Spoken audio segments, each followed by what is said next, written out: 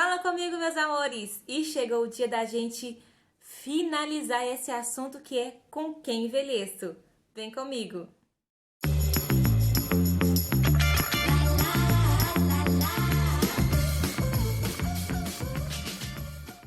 Nas semanas anteriores, já foi relatado que esse tema com quem envelheço foi dividido em três partes.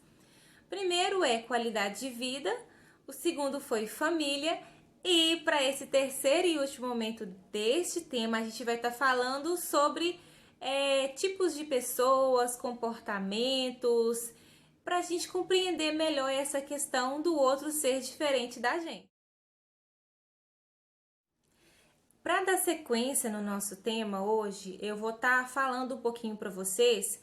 Claro, gente, eu fiz uma pesquisa como sempre. Não estou aqui invadindo o campo da psicologia, não é isso. Não tenho o menor interesse em fazer isso, tá? É só para a gente pincelar um pouquinho em relação aos temperamentos, tá bom? Então, eu vou estar explicando para vocês o temperamento um pouquinho, tá, gente? Do temperamento sanguíneo, colérico, melancólico e o fleumático. E para esse primeiro momento eu vou estar falando um pouquinho sobre o sanguíneo, gente. O sanguíneo ele tem como qualidades, ele é comunicativo, destacado, entusiasta, afável, simpático, bom companheiro, compreensivo e crédulo. Mas, por outro lado, ele já tem lá uns defeitinhos que é vulnerável, indisciplinado, impulsivo, inseguro, barulhento, esse é o sanguíneo, exagerado, medroso. Então, assim, essas são algumas das características de uma pessoa que tem o temperamento sanguíneo, tá bom? Já o melancólico, gente, as qualidades dele é que ele é habilidoso, minucioso, sensível, perfeccionista, idealista, leal e dedicado. Já os seus defeitos é que ele é um pouco egoísta, pessimista, teórico, confuso, antissocial, crítico e vingativo. Temperamento colérico, gente, já é assim, já tem como característica positiva que ele é enérgico, né? Energético é ótima pessoa, dá pra ficar top no mundo. Ele é enérgico, ele é independente, otimista, prático, decidido, é um líder, né? E assim, audacioso, mas ele já tem como, assim, entendido como defeito que ele é sarcástico, impaciente, prepotente, intolerante, vaidoso, autossuficiente. Autossuficiente, gente, é ruim, eu acredito, quando você fala de convivência, né? Agora, quando você é autossuficiente financeiramente, isso é muito bom. É insensível, claro que são duas coisas diferentes, tá, gente?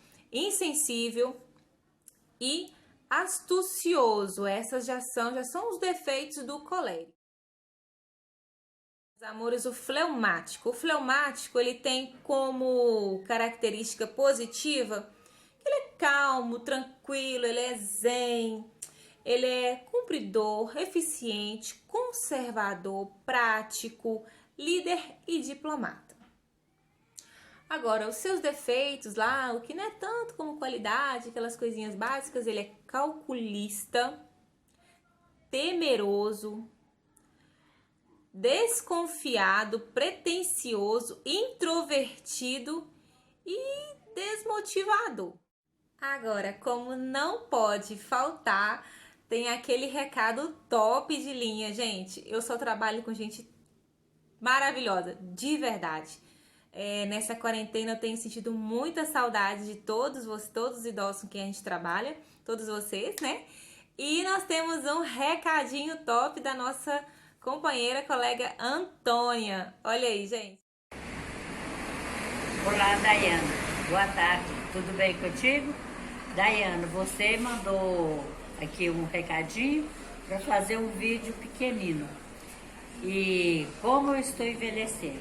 Eu estou envelhecendo junto com minha família, meus filhos, meus netos, minha nora, genro. E aqui em casa é só alegria, graças a Deus.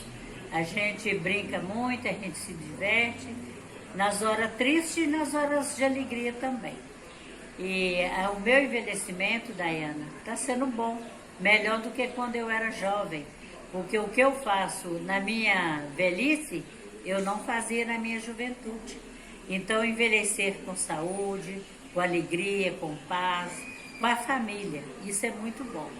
Eu não tenho que reclamar da minha velhice, não. Eu só tenho alegria. Estou aqui, ó, na minha cadeirinha de balanço, cadeirinha da vovó, é de balançar, Daiana. Manda o Gilberto comprar um aí pra você, tá? Você vai chegar lá um dia, ok? Ô, Daiana, a foto que você falou para poder publicar onde você vai, não tem problema. Tá aí numa foto da minha família, para você ver o que é dia de domingo aqui em casa. Ok, querida? Tudo de bom para você, Gilberto. Um abraço, um beijo e até qualquer hora. Apaixonei. Pode deixar que eu vou querer uma assim. Por que eu quis falar um pouquinho, bem pouquinho, tá, gente? Eu quis citar alguns exemplos de temperamento, que foi sanguíneo, melancólico, colérico e fleumático. Por que eu quis falar sobre isso? Não é para que a gente comece a avaliar as pessoas com quem a gente vive, não, tá? A gente tem muito disso, né? Eu brinco que eu tenho uma amiga, que ela brincava comigo, que toda doença que ela lê na internet, ela já acha que ela tem aquilo, todos os sintomas são daquilo. Não é para que vocês façam isso, tá, gente? Não é para que vocês comecem a avaliar as pessoas que estão em volta de você, não. É para que você comece a perceber que cada pessoa tem uma característica, tem uma personalidade, tem uma característica, tem uma forma, um jeito de ser. E no que isso interfere com quem envelheço? Tudo, gente. Tudo isso tem tudo a ver com quem você envelhece. Por quê? Por um exemplo, geneticamente falando, só existe uma Daiana. Só existe uma Daiana do jeito que ela é, com as mesmas características, com o mesmo DNA, com o mesmo genes. Só existe uma de mim. Da mesma forma que a minha personalidade, ela vai se aproximar muito em algumas coisas da personalidade de outra pessoa. Por exemplo, a do meu esposo. Só que não quer dizer que a gente vai sempre pensar da mesma forma, que a gente vai sempre agir da mesma forma, que a nossa resposta a uma dificuldade, a uma demanda, vai ser a mesma. Justamente porque nós somos pessoas diferentes. Eu trago comigo uma bagagem de vida, de criação, de estrutura, e ele traz outra bagagem. Então, quando a gente fala de família, quando a gente fala com quem envelhece, a gente precisa reconhecer que o outro não vai pensar e não vai agir da mesma forma que a gente, porque são inúmeras as situações que o fazem ser diferente de mim. Então, assim, quando você tiver aquela dificuldade de que o seu neto não compreende você, para pensar, ele não teve o mesmo histórico de vida que eu. Ele não passou pelas mesmas situações. A gente tem muito disso, de não querer que os nossos filhos passem pela mesma situação que a gente. Mas foram as situações pelas quais a gente passou que nos fez ser do jeito que a gente é, né? Então, quando você estiver junto com a sua família, não pesa as atitudes, né? A pessoa agiu de uma forma diferente da minha. Eu faria desse jeito, eu faria daquele jeito. Ela tem que fazer do mesmo jeito que eu. Não funciona assim, gente. Cada pessoa tem o seu tempo de ação, seu tempo de reação, o seu jeito de ser. Então, quando a gente está falando com quem envelhece, a gente tem que pensar em todos os sentidos.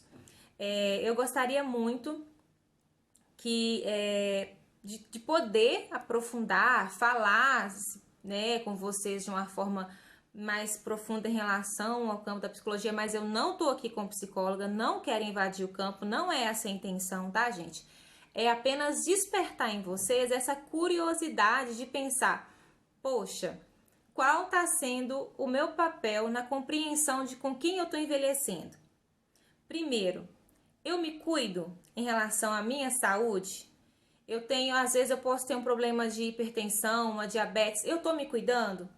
Eu tô cuidando de mim para que as outras pessoas consigam cuidar de mim também? Outra coisa, composição familiar que a gente citou antes.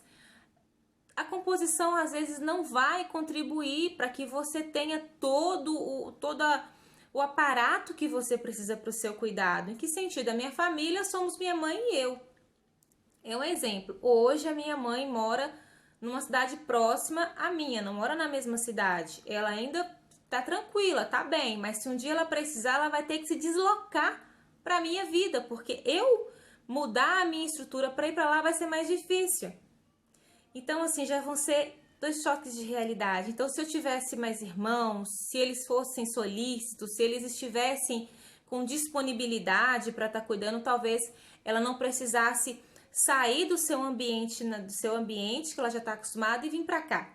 É um exemplo. Então, assim, quando a gente para pensar na nossa composição familiar, a gente pensa que às vezes a gente vai ter que fazer certas escolhas que vão para além da nossa vontade, do nosso desejo, não é mesmo? E quando a gente fala em relação a comportamento, a gente pensa que a gente vai conviver com pessoas e vai sempre morar e conviver com pessoas que pensam de forma diferente da nossa, que reagem e agem às mesmas situações de forma diferente da nossa.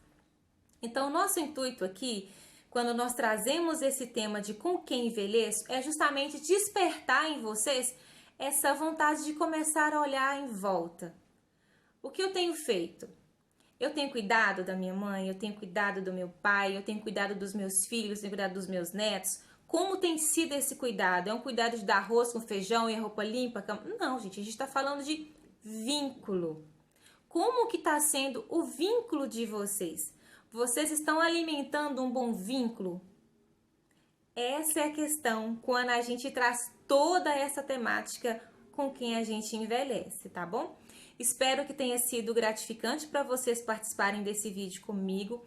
Espero que tenha sido bom para que vocês comecem a pensar, porque eu fazendo o vídeo, gente, de verdade, eu comecei a me autoavaliar e a pensar, poxa, eu não tenho condições de avaliar o que o outro é, mas eu tenho condições de pensar minimamente que ele é diferente de mim e que ele precisa ser respeitado na sua diferença e que aquilo que a gente enxerga como defeito precisa ser melhor trabalhado, tá, gente? Se vocês tiverem dificuldade de trabalhar esse tema, procurem um psicólogo. A gente não precisa ter vergonha mesmo, gente, de aceitar o novo, de pedir ajuda, de falar, eu não dou conta de compreender isso sozinho, tá bom? Espero que vocês tenham gostado e é esse o recado que a gente queria deixar hoje. Obrigada!